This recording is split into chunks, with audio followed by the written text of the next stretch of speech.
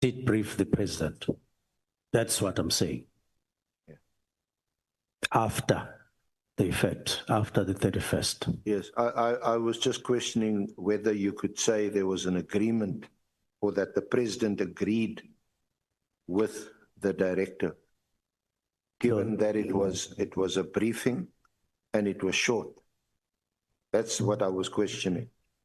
Yes. But if you're happy with the response, then we can move on. Again, I'm not here as a judge to sit and discuss what constitutes an agreement. I've just questioned whether it was appropriate to use. Just a moment, Honorable Ngola. Chancellor, thanks, Judge. Just a second. I think it is important for us to explain to the witness why the evidence leader is emphasizing agreement. It's solely because the main witness had casted doubt whether the president would have agreed for a dissolution of a political killing system. So that's why the evidence leader is emphatic when it comes whether or not the president agreed. Because the main witness went to an extent of saying the president made an address in Northern Cape and he would have applauded the work done by the political killing system, and therefore the main witness does not believe that the president would have agreed to such a kind of a decision. So that's why the evidence leader is emphasizing on the agreement. Thank you very much, Chair. May I proceed, Honorable Chair? He has helped you.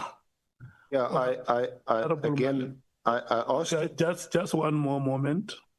Honorable Malema.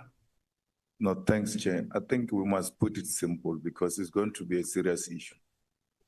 Did the president agree to the disbandment of PKTT? The answer in the affidavit is that I briefed the president, he agreed with the briefing I gave him. So, Honorable Minister, is the answer yes? Yes, as is in the affidavit.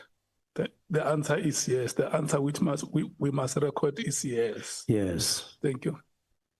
Because the context in which before you continue, may I check, honorable members, are you satisfied? Can I allow the senior counsel to proceed? Thank you. May I proceed, Honorable Chair?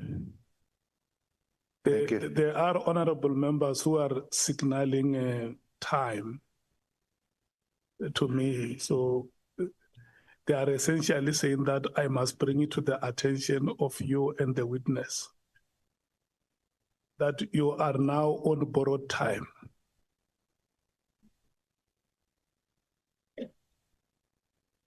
And I must indicate there were two questions, Chair. The first question was on General Masimula, and the second question was the one that I then chose to start with. So I still owe you my response on how General Masimula responded to the So just before we get there, just to round off this issue of an agreement, and this was the context in which I asked you.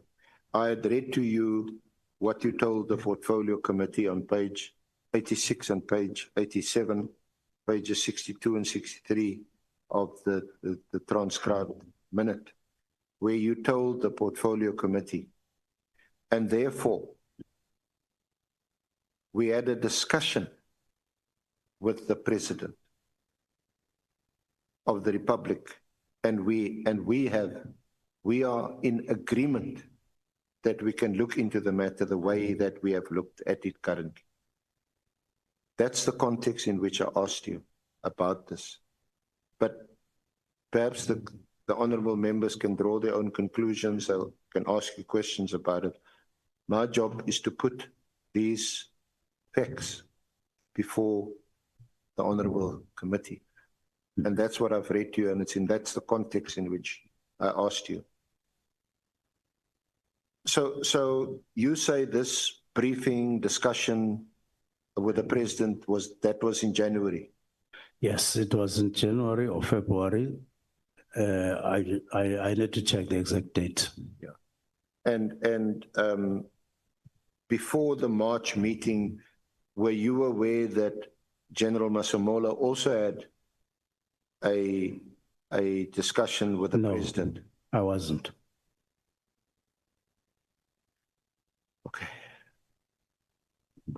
Now, in the same meeting, we also know that General Nkwanazi mentioned it to you, but is this the way you conducted things in your office? No. No.